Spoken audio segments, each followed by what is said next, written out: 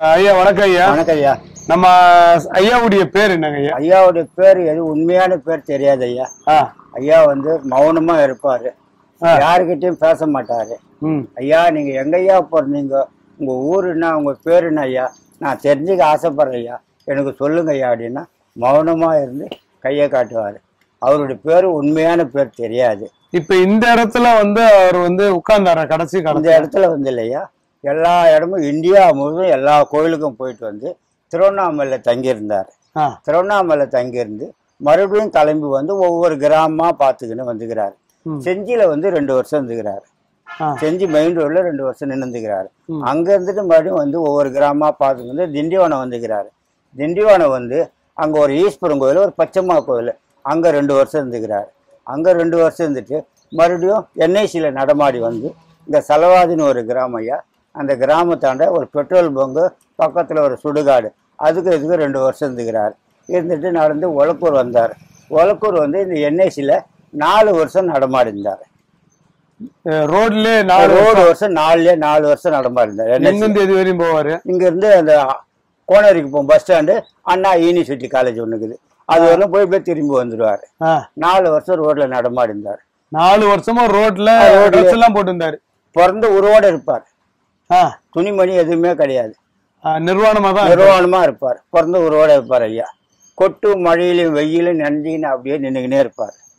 அவர் வந்து தரையில மட்டமா படுத்ததே கிடையாது, அவர் உறங்குனதே கிடையாது, உறங்காமல் எந்த நேரத்திலையும் இருப்பார். மழையிலே நின்று நிற்பார், வெய்ய காஞ்சாலும் வெயிலே நின்று கிடப்பார். மக்கள் ஆகாரம் எடுத்து போய் கொடுத்தாலும் மக்களை இப்படி பார்ப்பார்.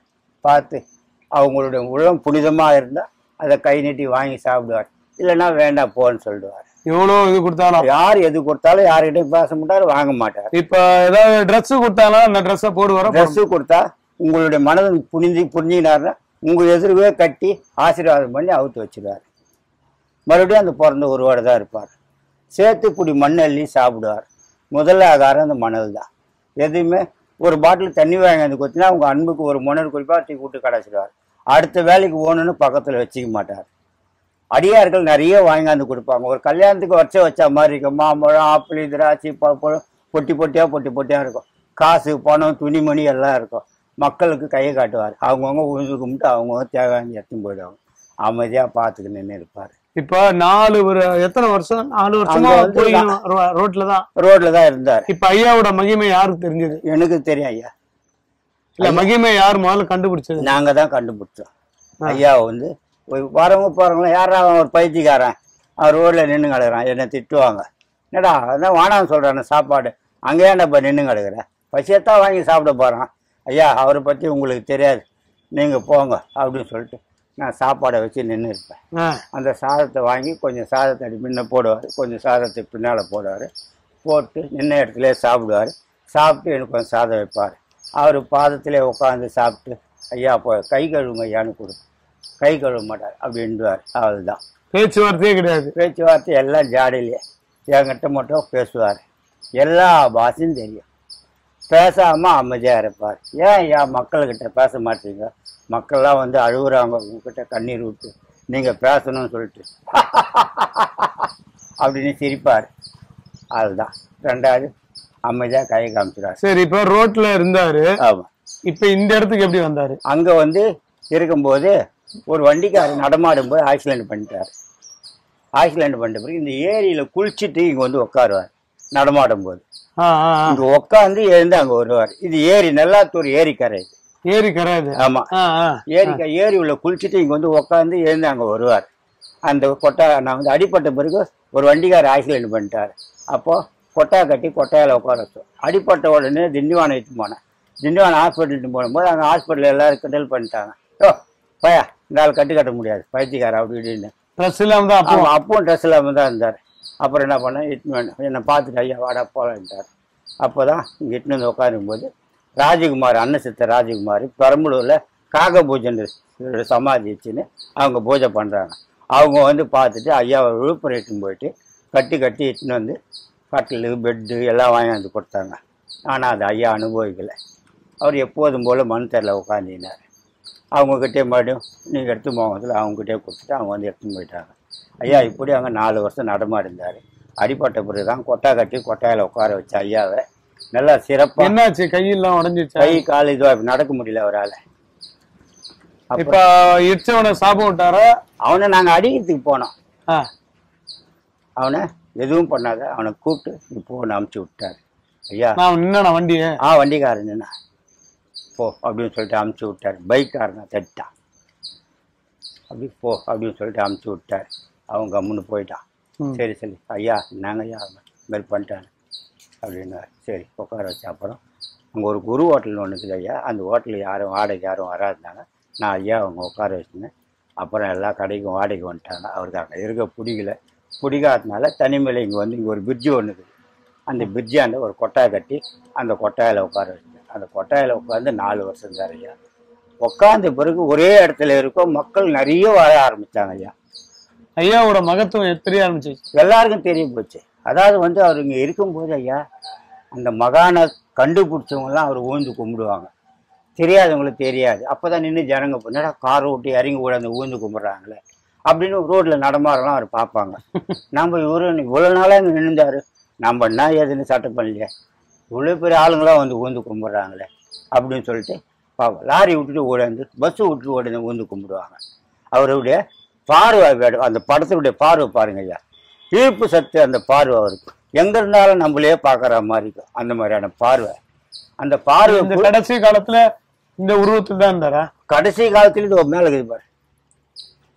இதான் அவரோட உருவம். அதான் போட்டோ எடுக்கிறதுக்காக ட்ரெஸ் போட்டு. ஆமா நான் போட்டு பார்த்தேன் ஐயா. ட்ரெஸ் எல்லாம் அழகு பார்த்தேன். ஒரு அடியாருங்கெல்லாம் வாங்கி வந்து கொடுத்து ஐயா கட்டிங்கன்னு சொல்லிட்டு கொடுத்து இதே தோற்றம் தான். ஆமா இதே தோட்டம் தான்.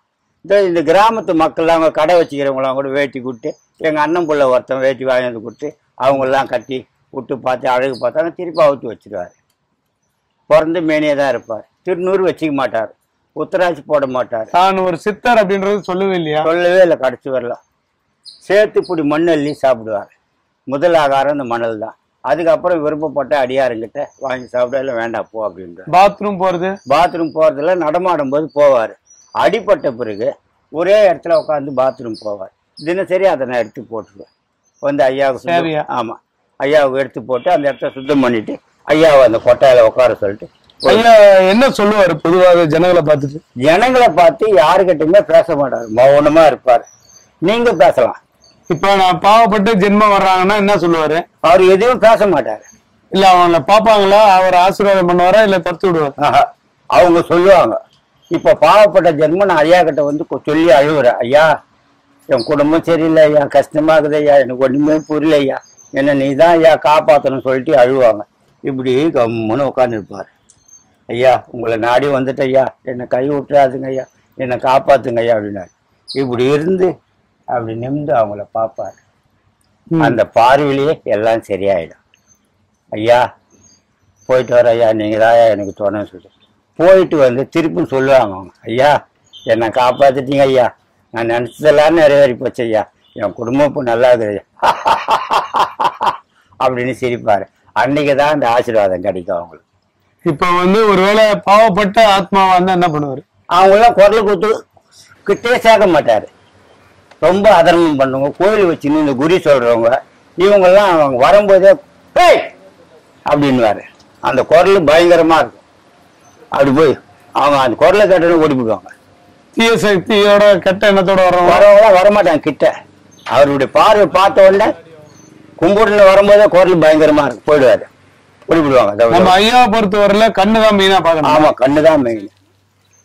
அந்த பாக்குற மாதிரிதான். ஆமா பெரும்பாலும் சித்தரங்களை வந்து கண்டுபிடிக்குன்னா பார்வைதான் மெயின். இன்னைக்கு இந்த ரோட்ல நடமாறு இப்ப கூட சித்தரங்க நிறைய பேர் ரோட்ல நடமாடிங்கிறாங்க.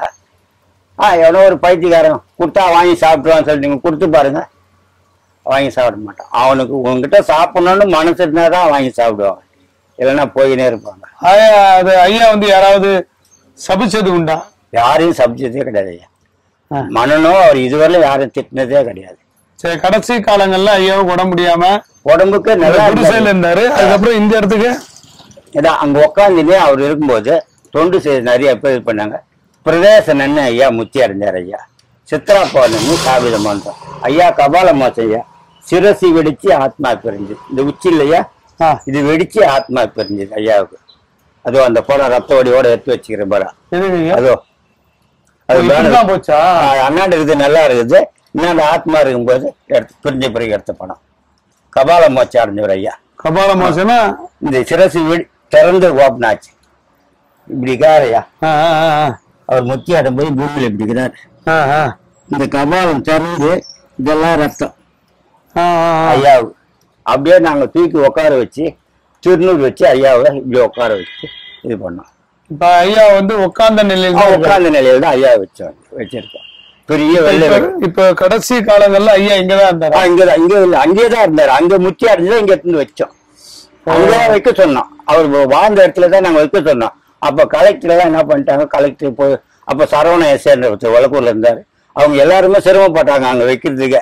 எல்லாரும் என்ன பண்ணிட்டாங்க, ஐயா என்எஸ்சி ரோடு ஃபார்ம் ஆகும், ஐயாவை நிரந்தரமா பார்க்கணும், நல்ல இடமா பார்த்து வச்சுக்கலாம் அப்படின்னு சொல்லிட்டு அப்ப அங்க ஐயாவுக்கு எல்லாரும் சேர்ந்து பாண்டிச்சேரி மக்கள், இலங்கையிலேருந்து, மலேசியாவிலேருந்து, சிங்கப்பூர்லேருந்து, பெரம்பலூர்லேருந்து எல்லாரும் வந்தாங்க. வந்து ஐயாவை சிறப்பாக அங்கே உட்கார வச்சு 6 மணிக்கு வந்தாங்க. மலேசியாவிலேருந்து வந்து அங்கே உட்கார வச்சு அங்கேயே ஐயாவுக்கு ஏகம் வளர்த்தி எல்லாம் ரெடி பண்ணி அங்கேருந்து எடுத்துன்னு வந்தாங்க. நல்லாத்தூர் ஏரிக்கரை ஐயா. ஒலக்கூர் ஒன்று. திண்டிவனம் டோல்கேட்லேருந்து இது எவ்வளோ தூரம்? டோல்கேட்லேருந்து 6 கிலோமீட்டர், திண்டிவனத்துலேருந்து 12 கிலோமீட்டர். நடு சென்ட்ரு ஒலக்கூர் என்எஸ்சி, அதாவது என்எஸ்சியில் ஒலக்கூர் காவல் நிலையம் அருகாமல் நல்லாத்தூர் ஏரி. ஒலக்கூர் காவல் நிலையம் காட்டுப்பா. ஒலக்கூர் காவல் நிலையம் பார்த்துருப்பீங்க. அதை பாரு, நீங்கள் பார்த்துங்கிறது என்ஹெச் ரோடு. அங்கேருந்து ஒரு 200 மீட்டர் தான் இருக்கும் ஐயாவுடைய ஜீவசமாதி. திண்டிவனம் டோல்கேட்லேருந்து 6 கிலோமீட்டரு, திண்டிவனம் மெயின் ஊர்லேருந்து 12 கிலோமீட்டர். ஆமாம் ஐயா வந்து நீங்கள் எப்போ நேரம் கிடைக்குதோ வந்து பார்த்துட்டு போங்க. நேரம் வந்தால் பார்க்கலாம். உங்களுடைய கர்மாக்கள் தீர்ந்து போயிடும். நீங்கள் நினைக்கிறது நிறைவேறும். நினைப்பதனுடைய காட்சி உங்களுக்கு போனோம்னா வந்து மக்களை வந்து எல்லாரும் வந்து மக்களை சந்திக்க வந்து ஐயாவை சந்திக்கலாம். ஐயா எந்த நேரமும் கோயில் இருந்தபடியா இருக்கும். எந்த ஒரு பயமும் இல்லை. ஐயா கிட்ட வர்றதுக்கு நிறைய பாதுகாப்பு உண்டு. இங்க உங்களுக்கு பெரிய மகான் ஐயா, கபால மோட்சம் அடைஞ்சவர் சித்தர். இப்ப இந்த இடத்துல வந்து ஐயாவுடைய கால் பாதம் யாருக்கு படணும்னு எழுதி வச்சிருக்கோ அவங்களுக்கு தான் படுமா, இல்ல எல்லாராலையும் வர முடியும்? சர்வசாதாரணமா அங்க வர முடியாது. ஐயாவுடைய அழைப்பு யாருக்கு இருக்குதோ அவங்க இந்த ரோடு போயினே இருப்பான். ஐயாவை கும்பிடவே மாட்டான். ஐயாவை யாரும் நினைச்சு இப்ப கூட கோயில் கட்டி சில பேர் ஐயா கிட்ட வராதே இருக்கிறான். ஆனா அவன் வர ஆரம்பிச்சான்னா அவன் கும்பிடுற மாதிரி நாம கூட கும்பிட மாட்டோம். அந்த அளவுக்கு அவங்களே இந்த மகான்கள் இருப்பாங்க. அவனே வந்து அன்னதானம் செய்யற அளவுக்கு அதை செய்வாங்க. ஐயா சிவன் நம்முள்ள இருக்கார். அவரால் இந்த வண்டி ஓடி நிற்குது. அந்த சிவன் வெளியே போனா இது சபம். இப்ப நைட்ல நீங்க தூங்கும் போது பைரவர்கள் அப்புறம் வந்து எல்லாரும் சர்ப்பமே வருமா? சர்ப்பம் எல்லாமே ஐயா இந்த இடத்துல வந்து எல்லாம் வரும் ஐயா. ஆனா ஐயா உத்தரவு கொடுப்பாரு. ஏதாவது ஒரு தீய சக்தி இங்க இடத்துல வருதுனாக்கா எங்களுக்கு 4 மூலையும் உத்தரவு வரும்.